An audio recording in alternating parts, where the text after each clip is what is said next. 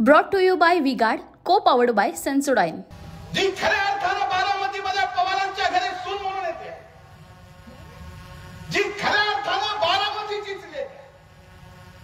बारामतीमध्ये वडगाव निंबाळकर नावाचं गाव आहे, ज्या गावात बाजीराव पाटील जे दत्तक म्हणून तेरला गेले, जे पदमसिंह पाटलांचे आणि सुनेत्राताईंचे वडील. मग सुनेत्राताई लेख कुठल्या झाल्या? पहिल्या कुठल्या झाल्या?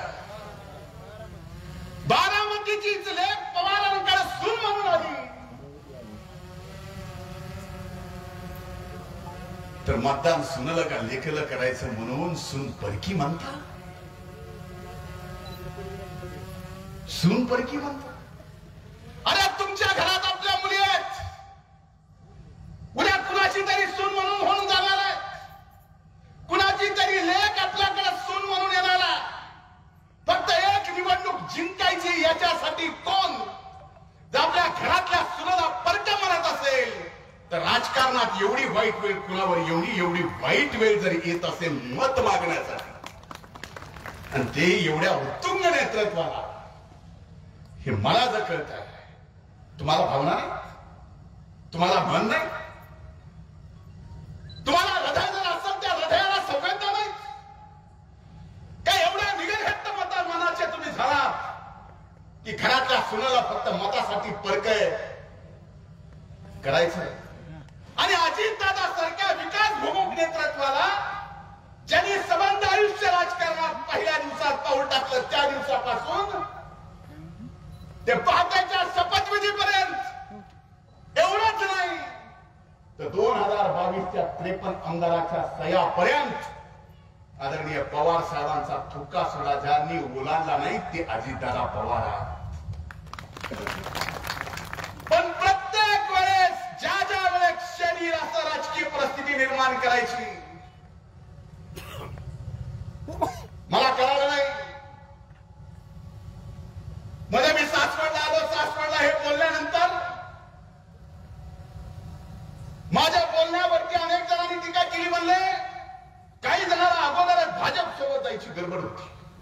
आता पुलवामा मध्ये तुम्ही भाजप सोबत गेला होता त्यावेळेस आमचा जन्म बी झाला नव्हता. पुलवामा मध्ये भाजपचं सरकार स्थापन केलं ते संस्कार प्रदीप दादा जनसंघ जनसंघ भाजप तेच.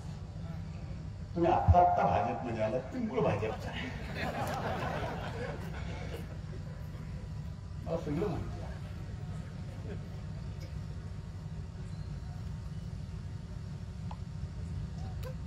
ते संस्कार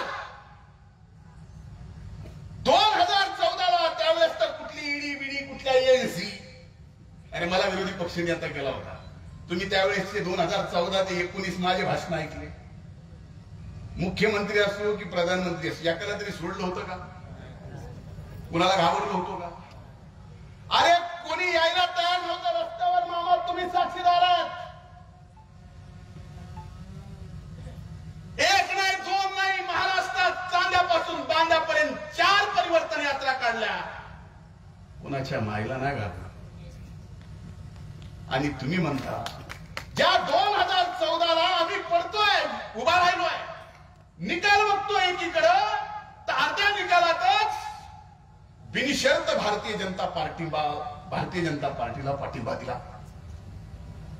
ते संस्कार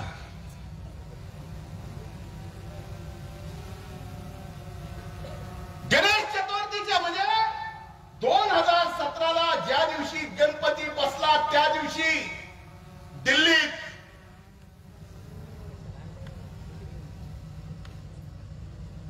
आदरणीय साहेबांच्या सोबत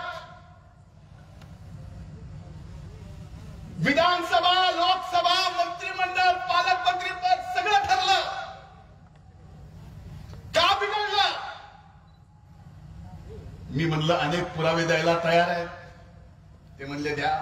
मी यांना ह्याच्या पलीकडे जाऊन, मी जर खोटं बोलत असेल तर माझी ब्रेन मॅपिंग करा आणि तुमची करा, खरं काय ते कळत. त्यावेळेस कुणाला विचारलं होतं? ते म्हणजे संस्कार. पहाटाचा शपथविधी जबाबदारीपूर्वक बोलतो. साहेबांच्या संमतीशिवाय पहाटाचा शपथविधी झाला नव्हता. मी जबाबदारीपूर्वक बोलतो, कुठल्याही परीक्षेला मी तयार आहे. पण खलनायक कुणाला केलं? कुणाला केलं? का? कारण दादासारखा कामाचा माणूस, दादांसारखा पहाटे 5ला उठून 12 वाजेपर्यंत आपल्या परिसरातील, आपल्या मातीतील माणसाला मोठं करण्यासाठी, आपल्या भागात विकासासाठी निधी आणण्यासाठी अहो रात्र कष्ट घेतोय, तो खलनायक व्हावा याच्यासाठी. पण त्यांनी मात्र मुलाखतीत सांगितलं, मी कमाल करतो माननीय उद्धव ठाकरे साहेबांची, की ते म्हणले आम्ही 2019ला भाजपपासून शिवसेनेला बाजूला केलं, हे आम्ही ठरवून केलं. तरी उद्धव ठाकरे साहेब हसायला लागले, कार प्याकाड वाचलं सगळं. म्हणजे भाजपपासून शिवसेना तुम्ही बाजूला केली, ते संस्कार, आणि मग भाजपने शिवसेनापासून बाजूला केली तर ती गद्दारी. मला काय कळतच नाही, मला समजून सांगा. म्हणजे पहाटेचा शपथविधी दादांना घ्यायला लावला, 53 आमदारांनी सह्या केल्या, समर्थन द्यायचं ठरलं, आणि 2 जूनला आम्ही शपथ घेता त्या भाजपने राष्ट्रवादी लिहिली. तुम्ही जसं केलं ते संस्कार, आम्ही केलं आम्ही गद्दार. एकाला एक नाही तर द्यावा की काय? हे कशासाठी चाललंय? आणि स्वतः जाहीर कबूल केलंय, तरी शिवसेनेवाले अरे रे, ह्याच्यातही आनंद आहे. 2019ला भाजप आणि शिवसेना त्यावेळेस जे निकाल दिला होता, ते जर गुन्हा गोविंदांनी आदरणीय साहेबांनी नांदू दिला असता तर ह्या भानगडी झाल्या असत्या का? गळ्याच्या अंग सांगा होतं. हा मग ह्याला कारणीभूत कोण आहे? दादा आहेत, मी आहे, आणि तू गद्दार आम्ही. म्हणून मी आपल्याला सांगतो, ह्या गलिच्छ राजकारणापासून बाहेर येणं गरजेचं आहे. आज देश प्रगतीपथावर जातोय, आज देश आर्थिकदृष्ट्या 5व्या क्रमांकावर आला. पुढचे 5 वर्ष पुन्हा संधी द्यायचं या देशातल्या जनतेने ठरवलंय. तुम्हाला सुद्धा ठरवावं लागणार आहे. पुढच्या 5 वर्षात हा देश जगात 3ऱ्या क्रमांकावर जाईल. ज्यावेळेस देश पुढे जाईल, त्यावेळेस जर आपला लोकप्रतिनिधी मोदी साहेबांच्या पाठीमागं खंबीरपणानं आपल्या विचाराचा नसेल, तर शेतीचं पाणी तर सोडा, या बिडाला राहिला.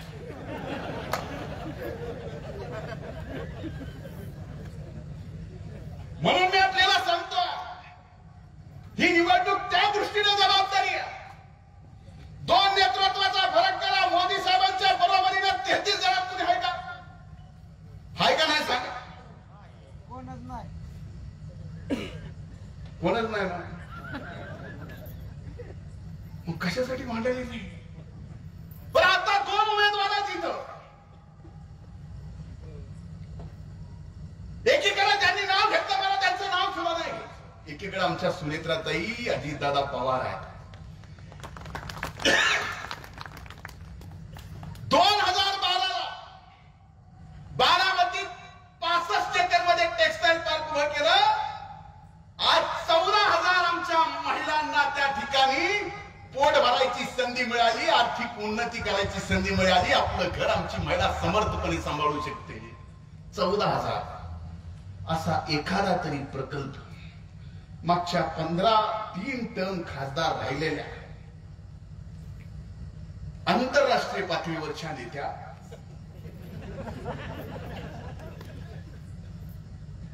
जगप्रसिद्ध संसद रत्न,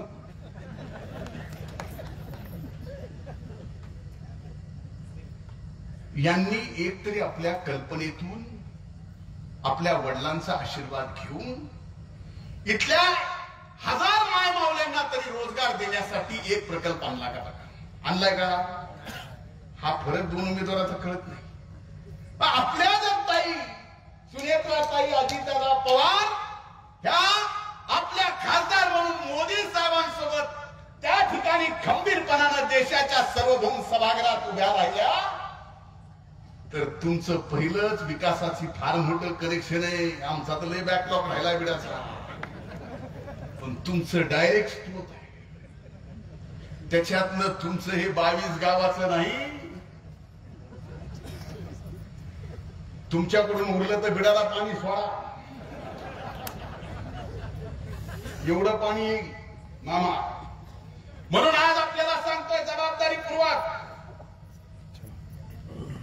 देशाच्या जनतेने ज्यावेळेस निर्णय घेतला की पुन्हा देशाचं प्रधानमंत्री मोदी साहेबांना करायचं, त्यावेळेस आपण एक गोष्ट निश्चितपणाने केली पाहिजे.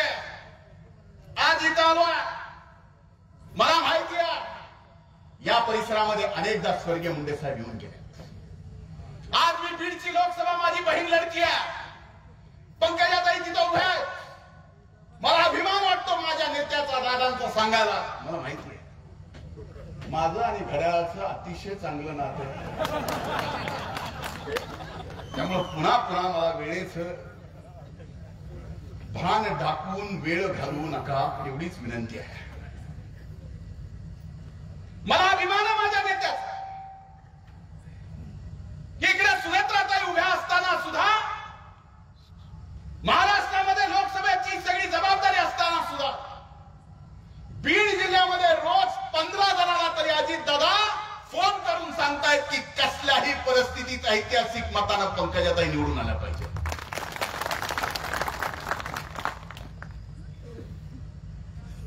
ही काळजी आहे. दादा इथं राहून इथले परिस्थिती बघून जर त्या ठिकाणी बीडची सुद्धा काळजी घेतायत तर माझी सुद्धा जिम्मेदारी बनती तिथून मी इथं येऊन तुम्हाला हात जोडून नतमस्तक होऊन सुनेत्राताई अजितदादा पवारांसाठी आपण घड्याळाच्या समोरचं बटन दाबून ऐतिहासिक विजय करून द्या. जगात त्या दिवशी 2च बातम्या चालल्या पाहिजेत की तिसऱ्यांदा मोदी देशाचे प्रधानमंत्री झाले आणि बारामतीच्या खासदार सुनेत्राताई अजितदादा पवार झाल्या. ही एवढीच बातमी दिवसभर चालली पाहिजे, हीच विनंती करतो. खूप खूप धन्यवाद. जय हिंद, जय महाराष्ट्र, जय राष्ट्र. Brought to you bye V-Guard, को पॉवर्ड बाय सेन्सोडाइन.